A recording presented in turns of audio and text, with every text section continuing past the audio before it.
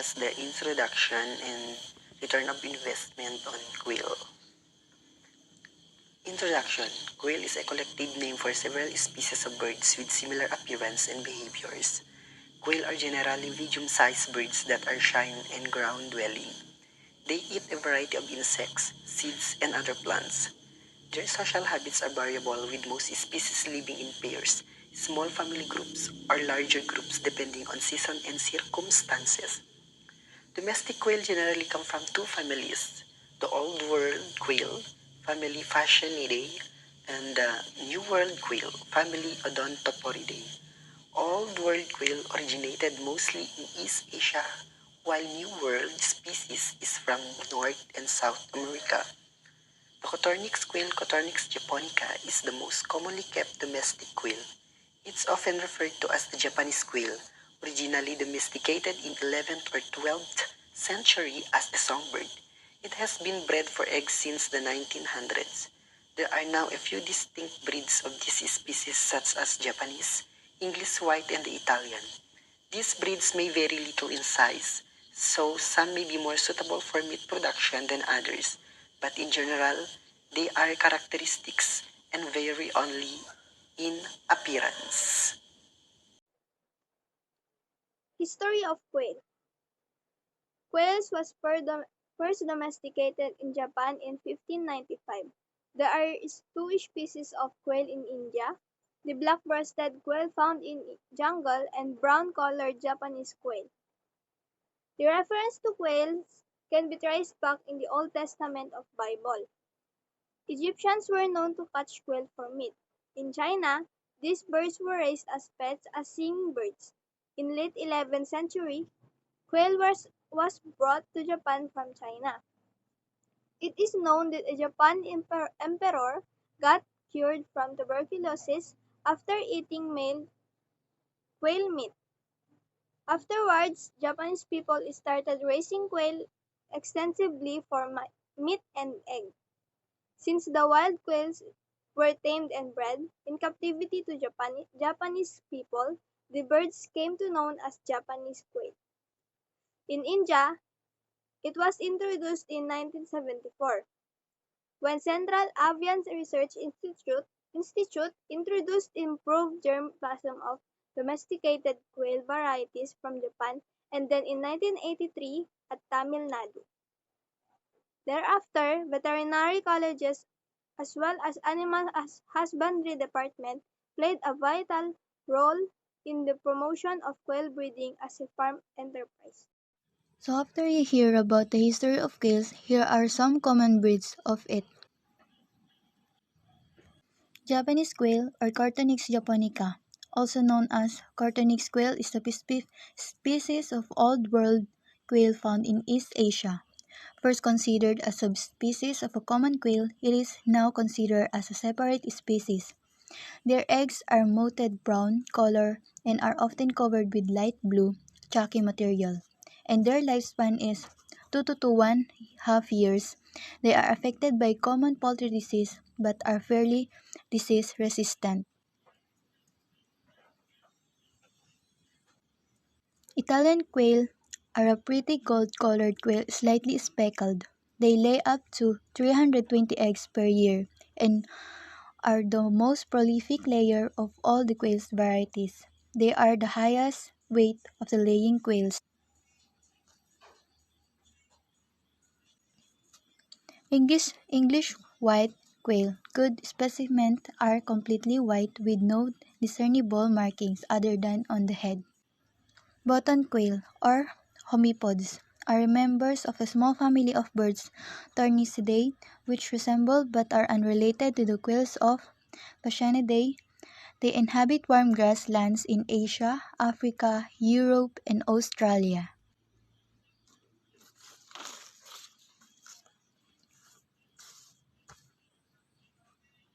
Bobwhite quail is also known as Virginia quail. It is a ground-dwelling bird native to Canada, the United States, Mexico, and Cuba, with introduced population elsewhere in the Caribbean, Europe, and Asia.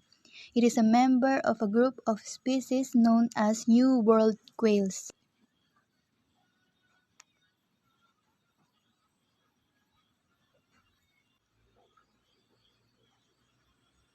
Gambel's quail is a small group-dwelling bird in the New World quail family.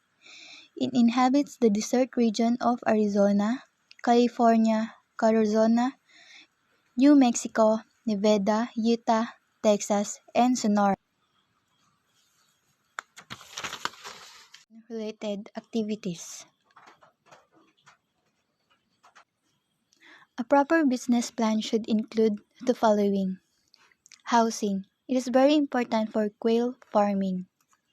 In making house or cage for the quails, it should be quail can be raised in both litter and cage system. Make proper ventilation system and ensure proper flow of light and air inside their house. You can raise 50 quails in cage measuring 120 cm length, 60 cm wide, and 25 cm high. Use wire net for making their cages. Plastic cage are most convenient for quail farming business. The house must have to be out of reach of white animals, rather. Feeding. Proper going and highly productive provided them balanced feed regularly. Here is a chart of balanced feed for quails. For the broken wheat, 40% for the age of 0 to 3 weeks and 50% for 4 to 5 weeks and 50% for adults. Sesame cake, 23% for 0 to 3 weeks, 22% for 4 to 5 weeks, and 22% for adult. Sesame cake, keeper fish, 24, 20% for 0 to 3 weeks, 16% for 4 to 4 weeks, 14% for adult. Rice bran, 6% for 0 to 3 weeks, 8% for 4 to 5 weeks, and 9% for adult. Broken oyster shell, 2.25% for 0 to 3 weeks, 3.25% for 4 to 5 weeks, and 4.25% for adults. Salt, 0.50% for 0 to 3 weeks, and 0.50% for 4 to 5 weeks, and 0.50% for adults. Mineral mixture, 0.25% for 0 to 3 weeks, 0.25% for 4 to 5 weeks, and 25% for adult, for the total of 100%.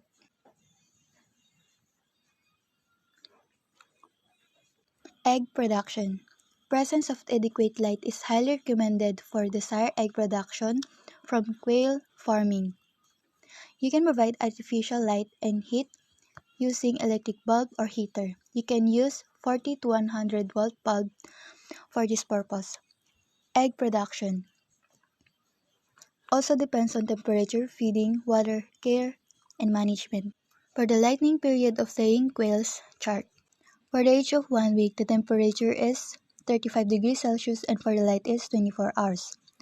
For 2 weeks, the temperature is 30 degrees Celsius and for the light is 25 hours. 3 week, temperature is 25 degrees Celsius and for the light is 12 hours. For the 4 week, the temperature is 21 to 22 degrees Celsius and for the light is 12 hours. For the 5 weeks, the temperature is 21 degrees Celsius and for the light is 12 hours. For the 6 weeks, the temperature is 21 degrees Celsius and for the light is 13 hours. For the 7 weeks, the temperature is 21 degrees Celsius and for the light is 14 hours. For the 8th week, the temperature is 21 degrees Celsius and for the light is 15 hours. For the 9 weeks, the temperature is 21 degrees Celsius and for the light is 16 hours. And for the others, the temperature is 21 degrees Celsius and for the light is 16 hours.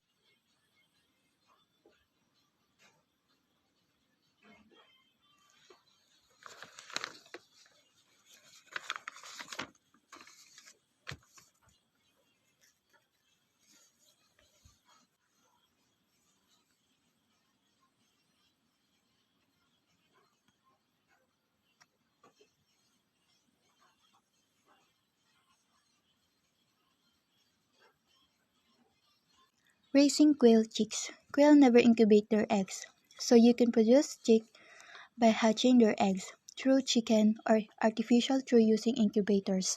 Incubators period for quail eggs is about 16 to 18 days. For maximum egg production, 16 hours of lighting period is required daily inside the quail house.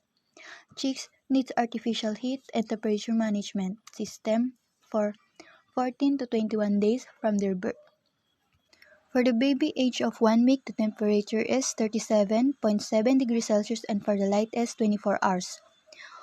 For 2 weeks, the temperature is 35 degrees Celsius and for the light is 24 hours.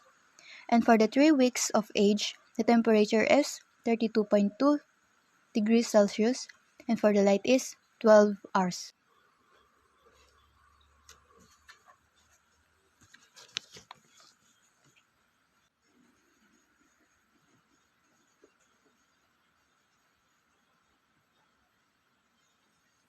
Keep in mind the following factors while raising quail chicks. Adequate temperature, sapat na temperatura, sufficient light, sapat na liwanag, proper light movement, tamang paggalaw ng liwanag, density of quail chicks, the special property of being crowded together, supply of food and water. Safe food and water are important in quail farms. Hygienic rearing rules are important that involve keeping all parts of the external body through the healthy and healthy. It is important for maintaining both physical and mental health. The quail diseases. Quails are sensitive during first 2 weeks of their life. Quails are not vaccinated. No dewormer used. Generally, quails are resistant to infectious diseases. Quail diseases prevention and control. Number 1, ulcerative enteritis. It is an enteric disease, particularly occurring in the early age. The causal organisms identified are Corynebacterium perdicum and anaerobic bacillus. Characteristic symptoms of the disease is watery droppings containing urates. The, the birds became dull, humped up, and ruffled plumage, partially opened eyes. It can be effectively treated by drugs like bacitracin, streptomycin, and chloromycetin. Streptomycin at the rate of 200 grams or 4.5 liters of drinking water for 25 days or streptomycin sulfate at the rate of 1 gram or liter of drinking water for 10 days gives complete protection against this infection.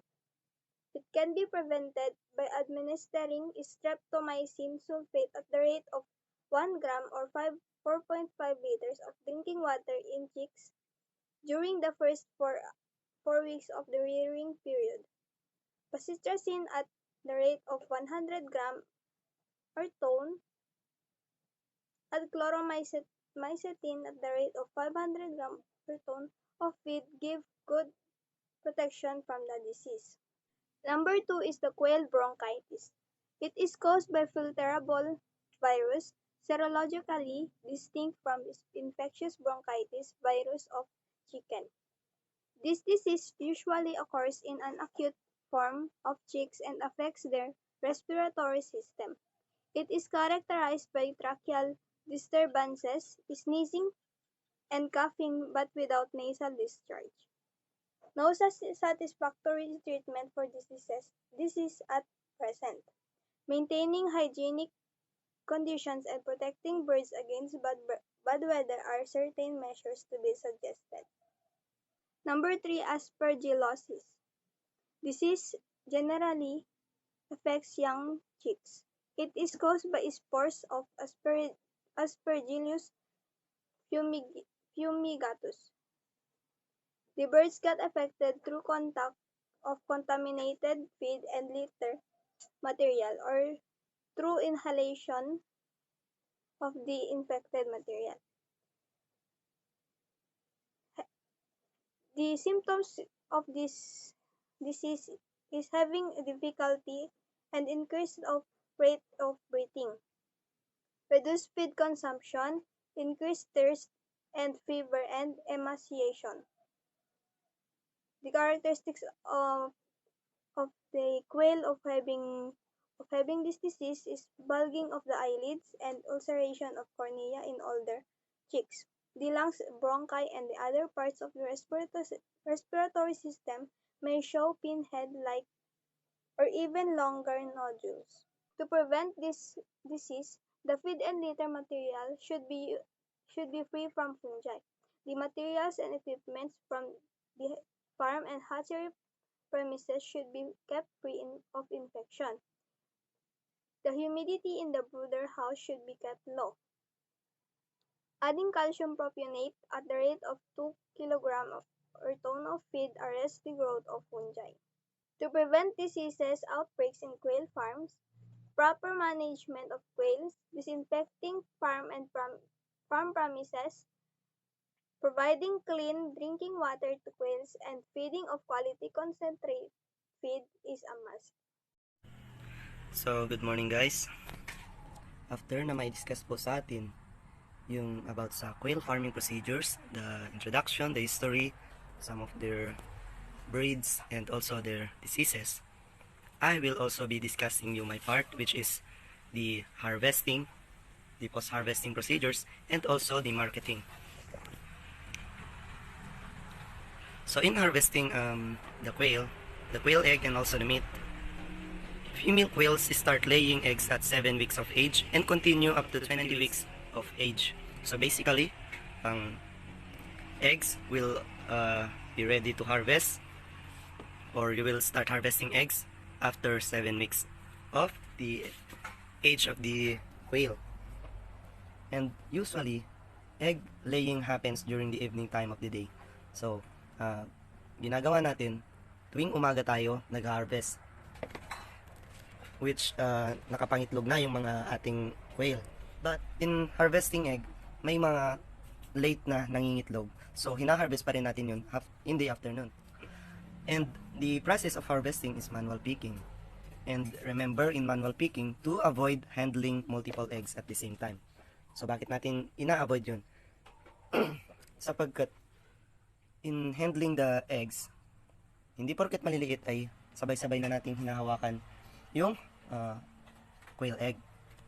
Sapagkat ito yung dahilan para mahulog yung iba, o kung hindi naman mahulog is magkabanggaan, magkaumpugan, nakakrak po yung mga itlog ng quail natin. Nakakrak po yung itlog ng quail. So, sa pag-harvest, ina-avoid po natin yung multiple handling of the eggs. So, here are some of the post-harvest activities.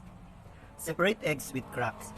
So, sineseparate po natin o hinihiwalay po natin yung mga quail egg na may crack, deformities, and the likes, sapagkat ang crack eggs is not ideal to sell.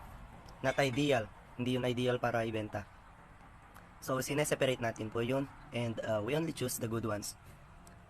Clean dirty eggs with warm damp towel. So, hindi natin naiiwasan na may mga dirty na part yung egg, yung shell ng egg, sapagkat na pag minsan nalalagyan ito ng mga dumi ng ibon, kaya kailangan nating linisan yun for a presentable na ibenta. Kaya kailangan nating linisan, punasan ng warm damp towels.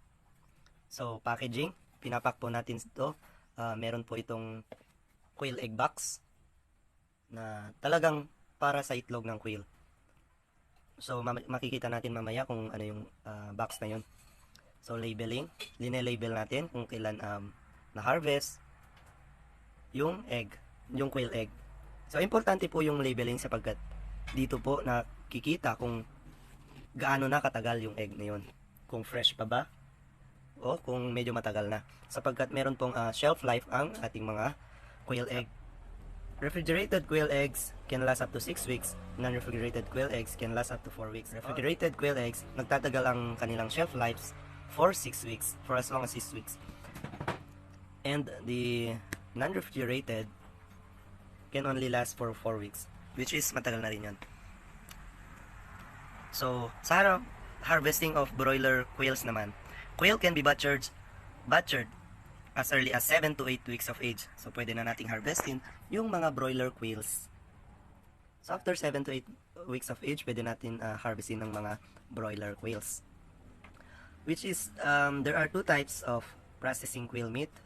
the skin on and the skin off. Skin on is the first picture from the left, and the picture on the right is the skin off. Sa skin on, tinatanggal po natin yung mga feathers.